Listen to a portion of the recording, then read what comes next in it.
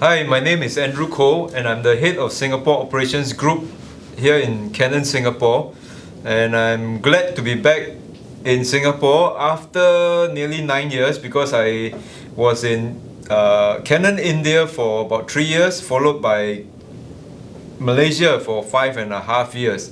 So I'm looking forward to the new challenges here in Singapore.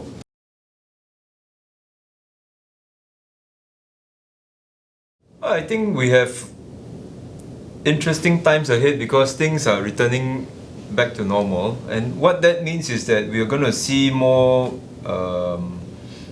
sporting events, large-scale exhibition activities, weddings, concerts, and even overseas travels. So what that means is that there's more opportunities for photography, for cameras to be used to record moments, to capture moments. So this is exciting times for us because it means that our cameras will be more highly utilized now with all these things going on.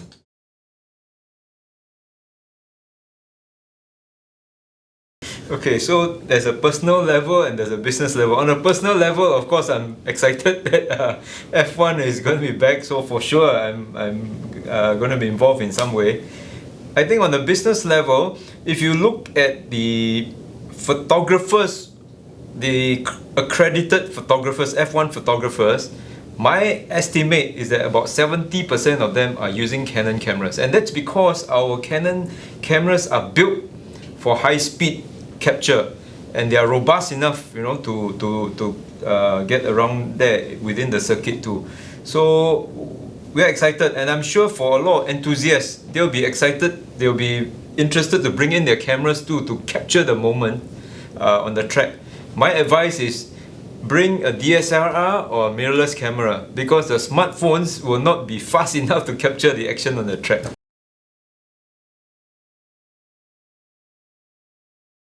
Like what they say, different strokes for different folks, right? Because it depends on personal preference. I know of people who still prefer DSLRs, shooting with DSLRs. There are people who have made the transition to mirrorless cameras.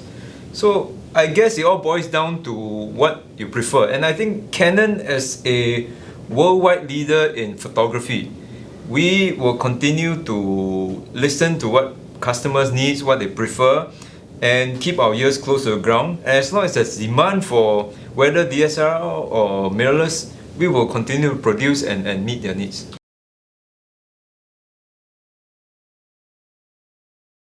Yeah, a lot depends on what are the customers' needs and preference, and we will continue to bear that in mind so that we will continue to produce cameras that will meet their needs. And we have to remember that we see ourselves as a photography company, right? We are not just producing cameras, we are producing tools that will enable and to empower the users to meet their needs, whether it's as an enthusiast or as a professional. So as long as there's a need for DSLR or APS-C size or mirrorless or full frame, we'll continue to produce them.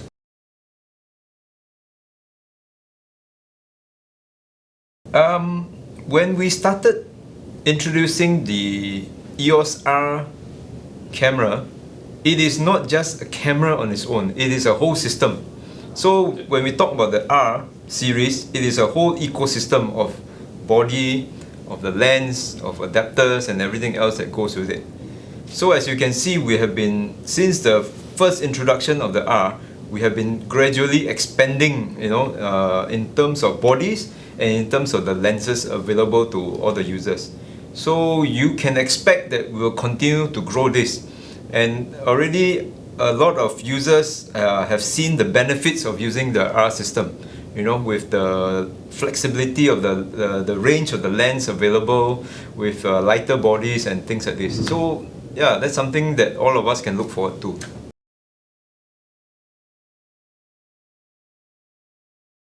I think it's interesting you ask this question because a lot of people forget that Canon is not just producing cameras. Actually, Canon also produces printers and multifunction device. So during the pandemic, we benefited greatly because there was a surge in demand for home printers. So our Pixma range of printers, the home printers, did very well for us. But now that we are slowly going back to the office, we will see a upside in demand and in printing for our multi-function device in the office segment. So whatever it is, we are geared up to be able to produce printers and multi-function devices that enable you to print from anywhere, because now we're talking about working from anywhere.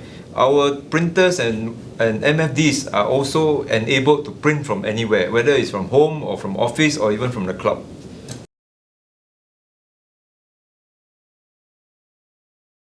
So let me take you back to 2003 when we started the first Canon photo marathon. So the intention of the photo marathon then and even now remains the same, which is to cultivate the interest in photography, to provide a platform for photography lovers to come together as a community to shoot pictures, and then at the same time to improve the level of photography. So since then we have done 17 physical editions of the Canon Photo Marathon in Singapore, which has become an iconic annual event. Unfortunately, due to the pandemic, we had to do an online version last year, but we still managed to attract a pretty good interest level. We had about 2,000 over entries. So hopefully this year or moving forward, with things returning to normal, we can try to hold a physical event again, and we will still continue to try and provide platforms, whether it's virtual or physical event, to again encourage and promote photography.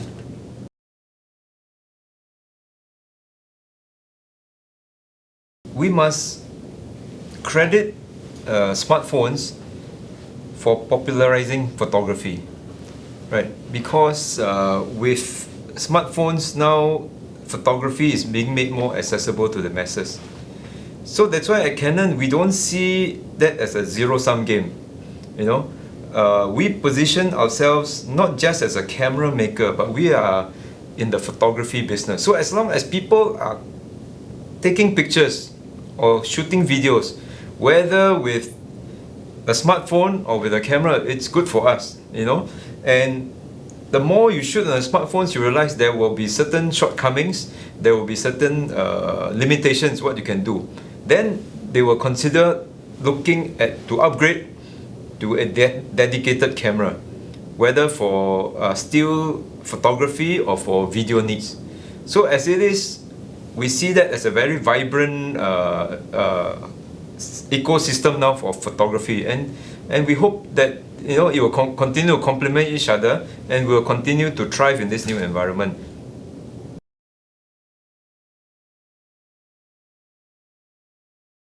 As we all know, Canon thrives on innovation, and worldwide, Canon spends a certain amount of revenue every year on R&D, and that is in our DNA.